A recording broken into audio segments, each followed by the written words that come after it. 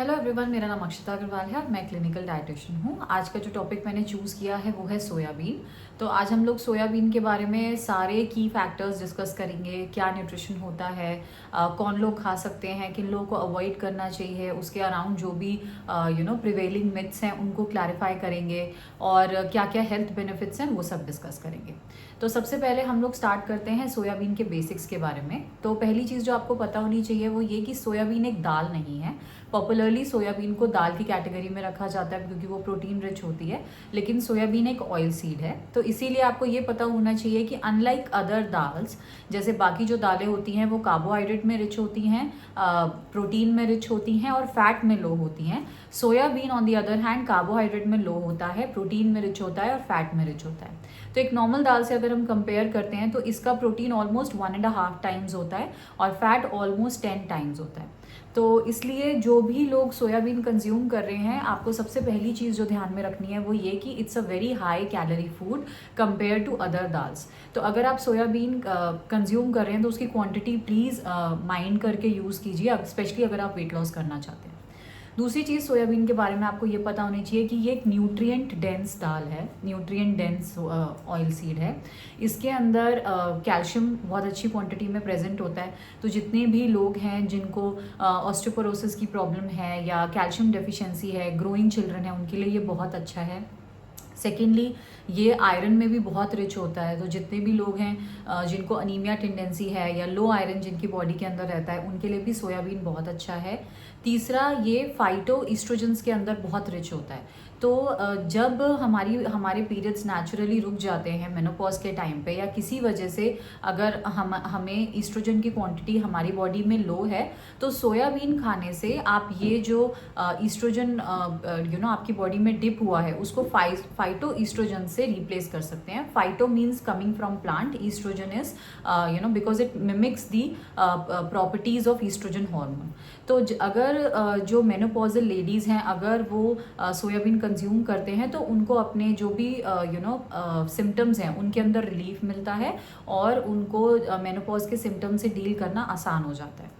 इसके अलावा सोयाबीन जो है वो फाइबर में भी बहुत रिच होता है। तो एनीबडी जो कॉन्स्टिपेशन से डील कर रहे हैं या जो जैसे मैंने बोला कि वेट लॉस में हेल्प करता है, शुगर मैनेजमेंट में भी आपकी हेल्प कर सकता है, कोलेस्ट्रॉल को लोअर करने में भी आपकी हेल्प कर सकता है।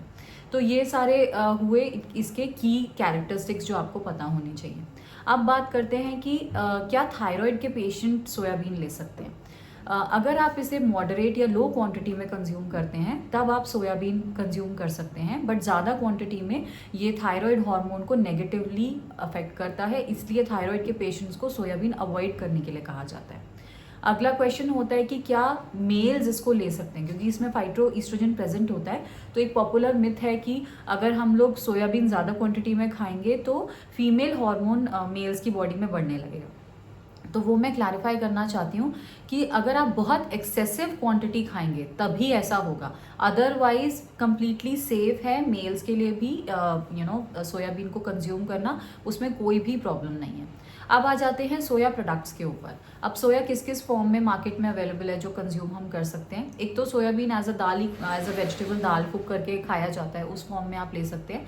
पर यहाँ पे ये चीज़ ध्यान रखनी है कि it needs to be properly cooked. अगर आपने इसको अंडर कुक्ड खा लिया या अनकुक्ड खा लिया तो ये बहुत डेंजरस है। ये बहुत ज़्यादा गट डिस्कम्फर्ट कॉज कर सकता है, बहुत severe indigestion, gas, bloating cause कर सकता है। तो मेक श्योर कि इट इज़ थोड़ा ओवर कुक हो जाए, कोई प्रॉब्लम नहीं, अंडर कुक नहीं होना चाहिए। सेकेंडली, आप इसे सोया चंक्स के फॉर्म में कंज्यूम कर सकते हैं। थर्डली, आप इसे टोफू के फॉर्म में कंज्यूम कर सकते हैं। टोफू बेसिकली सोयाबीन का पनीर हुआ, ठीक है। जैसे हम लोग दूध का पनीर बनाते हैं, सिंपल डेयरी मिल्क का पनीर बनाते हैं, तो सोयाबीन के पनीर को टोफू कहा जाता है।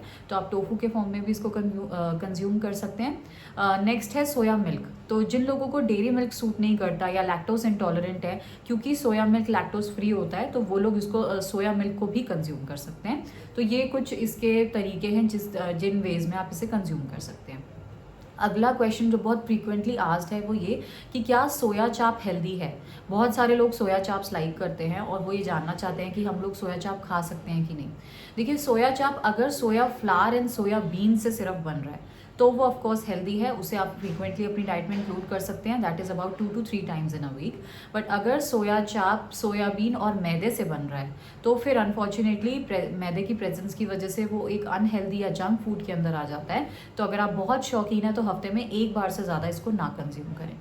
अब आ जाते हैं कि सोयाबीन किसको नहीं खाना चाहिए। तो एक तो हमने यही बात करी कि जो थायराइड के पेशेंट्स हैं उनको नहीं लेना चाहिए या कम क्वांटिटी में लेना चाहिए।